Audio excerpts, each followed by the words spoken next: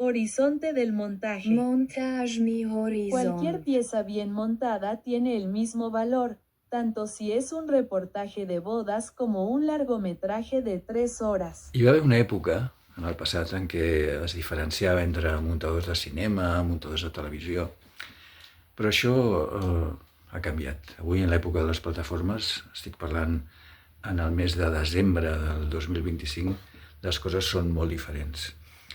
De fet, fa molt poc, fa un mes, en els Premis AMAE, un fet històric, els Premis AMAE de l'Associació de Muntadors de l'Audiovisual Espanyol, es va posar una mica d'ordre amb tot això quan es va premiar en la mateixa categoria videoclips, curtmetratges, programes d'actualitat.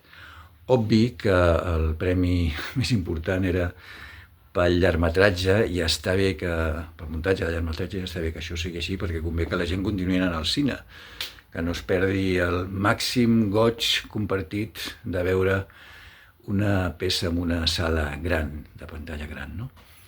Però les coses, repeteixo, han canviat molt. De fet, ja hi ha exemples que ens diuen que abans també hi havia una mateixa rellevància a diferents formats. Poso el cas, per exemple, posaré dos exemples. El de Magdalena Pulido, una muntadora molt, molt important, que va néixer en 1915, va morir en 1990, va ser la que va muntar El Lazarillo de Tormes, de César Fernández Ardavín, que va obtenir l'Os d'Or a Berlín, va ser el primer premi internacional en una pel·lícula espanyola. Bé, doncs, aquesta muntadora resulta que quan arriben els anys de la televisió, de la ficció a televisió, es passa a televisió i munta sèries, Cròniques d'un pueblo, El Pícaro, de Fernán Fernán Gómez, que no és inferior a qualsevol pel·lícula de Fernán Fernán Gómez, o Curro Jiménez, o més endavant documentals, i no li van caure els anells ni molt menys.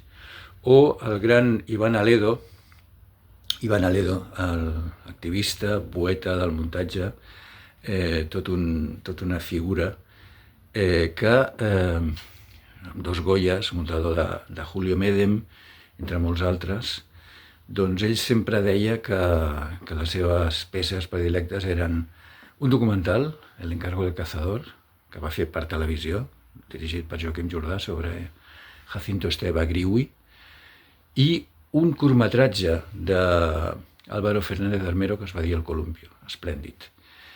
Doncs, repeteixo, tant per la muntadora Magdalena Pulido com per Iván Aledo no hi va haver diferència entre muntar per cinema o per televisió.